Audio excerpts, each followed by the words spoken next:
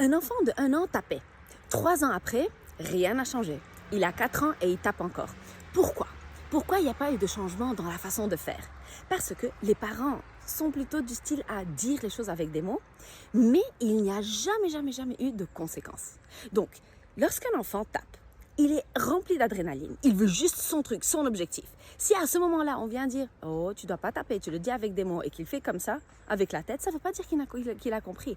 Pour qu'il puisse comprendre et pour qu'on change la façon de faire, il y a des étapes. Premièrement, on arrête le rythme. On fait stop, stop, stop, stop. On vient à côté de l'enfant, on descend au niveau de ses yeux et on le regarde. Stop, on arrête. 2, on l'écoute. Qu'est-ce que tu veux? Je veux ça. Ce jouet, c'est à moi. Il ne me le donne pas. D'accord. On a écouté. 3, on corrige.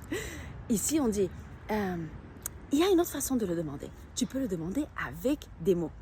Dis-lui, s'il te plaît, donne-moi le jouet. Ça, c'est le mien, donne-le-moi s'il te plaît. Rends-moi mon jouet s'il te plaît. Dis-le avec des mots. Et l'enfant va devoir corriger immédiatement. C'est pas qu'on lui donne des idées pour la prochaine fois. C'est maintenant ensemble qu'on doit corriger. Donc, il le redit. Donne-moi l'objet s'il te plaît.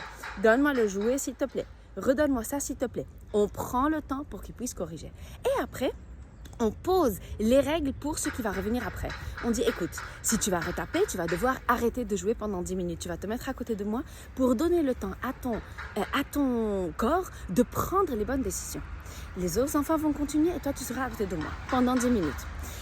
De cette façon-là, on aide l'enfant à essayer de se contrôler avant de faire les choses, avant d'aller avec la première chose qu'il ressent. Mais aussi, pour la prochaine fois, il faut faire quelque chose de différent encore. Pour la prochaine fois, même avant de voir des enfants, on explique. Maintenant, on va être avec des enfants. Il se peut qu'ils prennent tes jouets. S'ils les prennent, tu vas le dire avec des mots. Tu vas dire ce que tu veux avec des mots. Je veux mon jouet. Rends-moi ça. Tu le dis avec des mots.